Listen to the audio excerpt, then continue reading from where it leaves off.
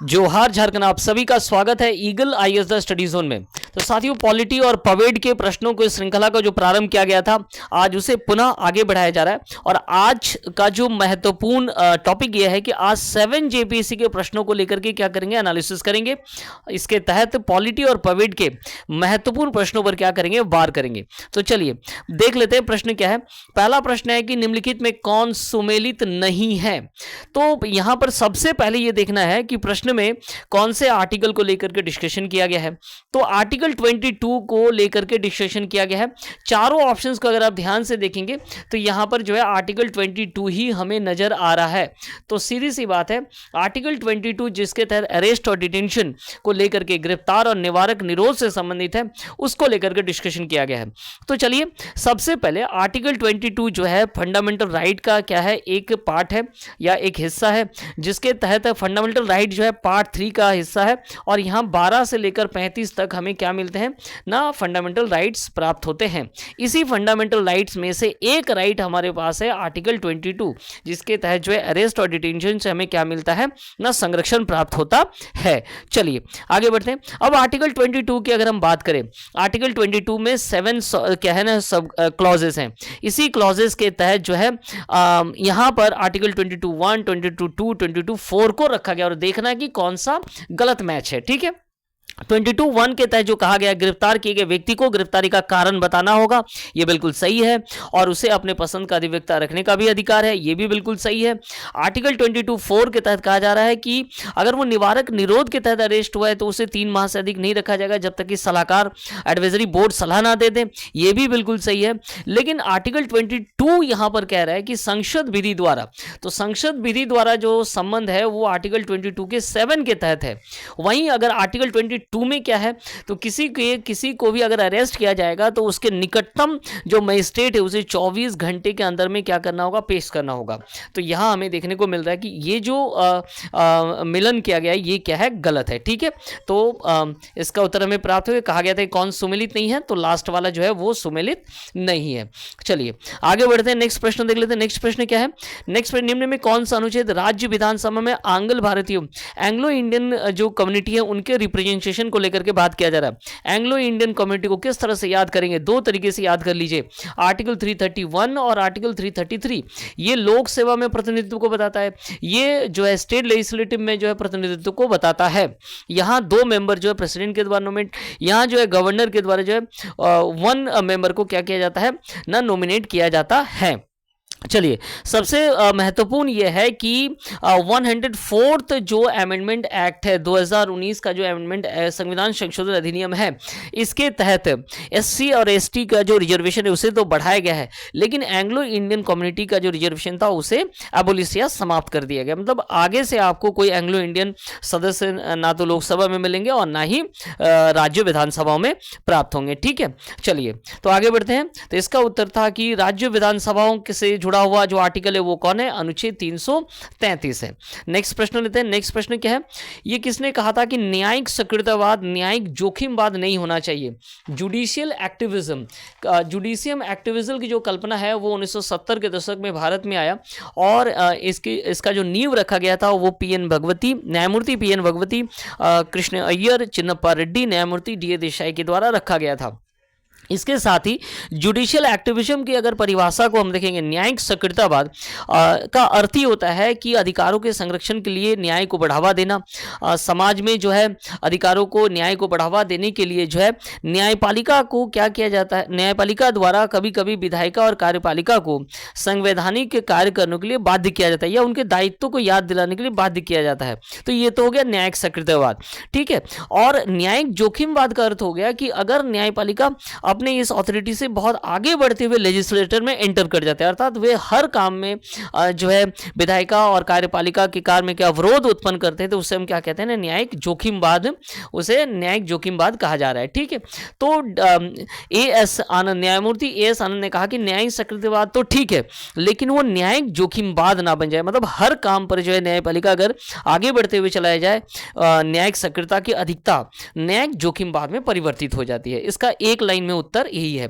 ठीक है, तो ये जो है न्यायमूर्ति एस एन आनंद के द्वारा दिया गया था। चलिए आगे बढ़ते हैं, निम्न में कौन सा वाक्य जमींदारी व्यवस्था से संबंधित है? तो ये जो है कोई भी ऑल आर इनकरेक्ट, ठीक है, तो इसका उत्तर यहाँ पर है नहीं, इसे बाद में बताया गया था कि ये क्या है, इनकरेक्ट है, ठीक है। चलिए नेक्स्ट प्रश्न, संघ लोक सेवा आयोग राज्य की आवश्यकताओं की पूर्ति के लिए सहमत हो सकता है।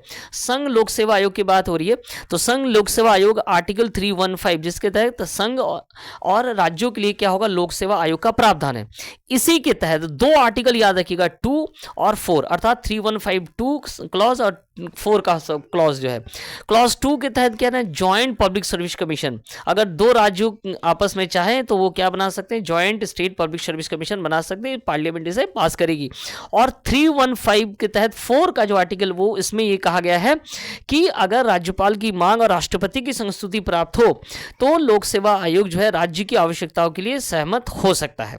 यहां पर क्या होगा, ऑप्शन ए इज करेक्ट। तो हमें 3 आर्टिकल यहां पर याद रखना होगा, 3 नहीं, एक ही आर्टिकल के 3 चीजें याद रखिएगा।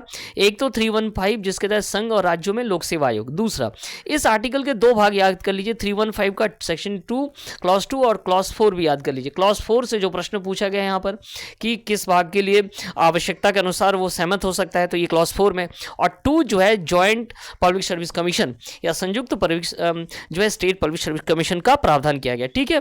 चलिए नेक्स्ट प्रश्न देख लेते हैं, भारत में नियोजन के संदर्भ में क्या सत्य है? यहाँ पे चारों जो ऑप्शन है कि राष्ट्रीय पुनर्निर्माण और सामाजिक नियोजन का प्रस्ताव वर्धा में 1937 के बैठक में स्वीकृत किया गया था, ठीक है। हरिपुरा जो अध्यक्षीय भाषण था जो सुभाष चंद्र बोस जी के द्वारा किया था, वहां उन्होंने कंप्रिहेंसिव प्लान अपनाने की घोषणा भी की थी। मोदी सरकार के द्वारा योजना आयोग का नाम बदलकर नीति आयोग, जो योजना आयोग के स्थान पर जो है नीति आयोग आया है, वो भी सही है। सुभाष चंद्र बोस ने 1913 में जवाहरलाल नेहरू की अध्यक्षता में राष्ट्रीय योजना समिति का निर्माण की घोषणा की थी। उन्होंने कहा था कि वे स्वयं नहीं बनेंगे, जवाहरलाल नेहरू जी क्या बनेंगे ना, इस नेशनल जो प्लानिंग कमेटी है उसके अध्यक्ष बनेंगे। तो ये बिल्कुल चारों क्या है, करेक्ट है, ठीक है। तो इसका उत्तर क्या होगा, और सभी सत्य हैं। चलिए नेक्स्ट प्रश्न लेते हैं। नेक्स्ट प्रश्न है, democracy and development in India from socialism to business नामक पुस्तक के लेखक कौन है? तो अतुल कोहली इसके लेखक हैं। सुशासन के संदर्भ में निम्न में से कौन सा सत्य नहीं है? सुशासन, गुड गवर्नेंस की बात हो रही है, और गुड गवर्नेंस में सहभागिता, पार्टिसिपेशन तो होगा ही, विधि का शासन भी होगा, ट्रांसपेरेंसी होगा, उत्तरदायित्व होगा, अकाउंटेबिलिटी भी होगा, समता और समावेशन, इंक्लूसिवनेस तो होगा ही। लेकिन रिलीजियस और इमोशनली, धार्मिक और भावनात्मक का जो पुट है वो गुड गवर्नेंस में नहीं आएगा। गुड गवर्नेंस में अगर धार्मिकता और भावनात्मक चीजें आ जाएगी तो वो क्या हो जाएगा, एक तरफ झुक जाएगा, और इस प्रकार जो है वो गुड गवर्नेंस से हटते चला जाएगा। तो इसलिए गुड गवर्नेंस में धार्मिकता और भावुकता चीजें नहीं पाई जाती है, ठीक है। नगरपालिका का सदस्य चुने जाने के लिए कोई व्यक्ति निहर्तित नहीं होगा अगर उसने 21 वर्ष की सीमा को पार कर लिया हो। नगरपालिका की बात हो रही है, म्युनिसिपैलिटी, तो म्युनिसिपैलिटी के लिए क्या है, कौन सा अमेंडमेंट है? तो 74 कॉन्स्टिट्यूशन अमेंडमेंट 1992 है। और इसी के तहत जो है संविधान में क्या जोड़ा गया है ना, संविधान में जो है पार्ट 9A जोड़ा गया है। कौन सा शेड्यूल ऐड किया गया? तो शेड्यूल 12 ऐड किया गया जिसमें 18 मैटर है, ठीक है। और इसी के तहत जो है आर्टिकल की अगर हम बात करें, तो आर्टिकल 243P से लेकर के 243 जो है ZG तक जो है हमें म्युनिसिपैलिटीज के बारे में प्राप्त होता है। और अगर म्युनिसिपैलिटी का मेंबर बनना है तो आपको 21 का एज क्रॉस करना होगा। तो ये सारी चीजें म्युनिसिपैलिटीज में आपको याद रखना होगा। 74 कॉन्स्टिट्यूशन अमेंडमेंट और शेड्यूल 12, 18 मैटर्स, पार्ट 9A, ठीक है। चलिए आगे बढ़ते हैं, नेक्स्ट प्रश्न को देख लेते हैं कि नेक्स्ट प्रश्न क्या कुछ है। नेक्स्ट प्रश्न है कि पंचायतों की वित्तीय अवस्था का मूल्यांकन करने के लिए जो फाइनेंस कमीशन की बात की जा रही है, स्टेट फाइनेंस कमीशन, तो दो आर्टिकल 243I और 243Y, एक तो पंचायतों के लिए गठन किया जाएगा, दूसरा म्युनिसिपैलिटीज के लिए। बस ये दोनों याद रखिए। 243I के तहत पंचायतों के में फाइनेंशियल चीज़ों का अवलोकन करने के लिए, रिव्यू करने के लिए जो है आयोग, वित्त आयोग, स्टेट फाइनेंस कमीशन, और 243Y जो है म्युनिसिपैलिटीज के लिए है। वहीं 280 जो है वित्त आयोग सेंटर के लिए है, ठीक है। चलिए आगे बढ़ते हैं। और ये किसके द्वारा अपॉइंट किया जाएगा? तो राज्य के गवर्नर के एवरी 5 ईयर्स में, ठीक है। चलिए आगे बढ़ते हैं। भारतीय राजकोषीय संघवादी व्यवस्था में संसाधनों का केंद्र राज्यों को आवंटन किया था। वर्तमान में निम्न में कौन सा संसाधनों का आवंटन एक माध्यम नहीं है? तो टैक्स शेयरिंग अभी भी होता है। 14 जैसे फाइनेंस कमीशन के तहत जो है क्या किया गया है ना, 42% का शेयरिंग किया गया है। तो शेयरिंग तो चलता रहेगा, टैक्स शेयरिंग स्टेट और सेंटर में होना बहुत जरूरी है। सहायक अनुदान, ग्रांट इन एड जो है वो भी मिलता रहता है। केंद्र प्रायोजित स्कीम्स भी चलते रहते हैं, तो ये तीनों अभी भी है। लेकिन जो गॉडगिल फॉर्मूला है वो 4th और 5 ईयर प्लान के लिए बनाया गया था और नीति आयोग के बाद तो ये खत्म ही हो गया। तो 4th और 5 ईयर प्लान में गॉडगिल फॉर्मूला जो है उपयोग में लाया गया था। इसका मुख्य उद्देश्य क्या था, तो हिली एरियाज को सबसे पहले रिसोर्स का एलोकेशन किया जाता था और बाद में जो बचते थे उसे अदर स्टेट में एलोकेट किया जाता था। उसके लिए अलग अलग क्लॉजेस भी थे कि कितना परसेंट के हिसाब से कितना परसेंट, जैसे पॉपुलेशन के हिसाब से कितना, टैक्स के हिसाब से कितना, तो एक चार्ट बना हुआ था। तो ये गॉडगिल फॉर्मूला जो अब एक्टिव नहीं है, अभी जो है दूसरी जो है फॉर्मूला है। ठीक है, चलिए आगे बढ़ते हैं। नेक्स्ट प्रश्न क्या है, भारत में कर निर्दिष्टीकरण के संवैधानिक प्रावधानों के तहत कौन सा कर जो पूरी तरह से राज्यों द्वारा लगाया और वसूला जाता है। तो स्टेट लिस्ट में क्या है ना, स्टेट लिस्ट 7 शेड्यूल के तहत जो पावर का डिस्ट्रीब्यूशन किया गया उसके तहत जो स्टेट लिस्ट है उसके तहत लैंड रेवेन्यू आता है और लैंड रेवेन्यू के बारे में नियम कानून बनाने का जो पूरा भार है वो किस पर है, स्टेट पर है। ठीक है, तो यहाँ उत्तर क्या होगा, उत्तर होगा लैंड रेवेन्यू। चलिए, तो ये थे कुछ प्रश्न जो कि क्या थे ना, पॉलिटी और पवेट से थे। ऐसे ही महत्वपूर्ण प्रश्नों के लिए हमारे साथ जुड़ना ना भूले ईगल IAS स्टडी जोन में। आप सभी का बहुत बहुत धन्यवाद।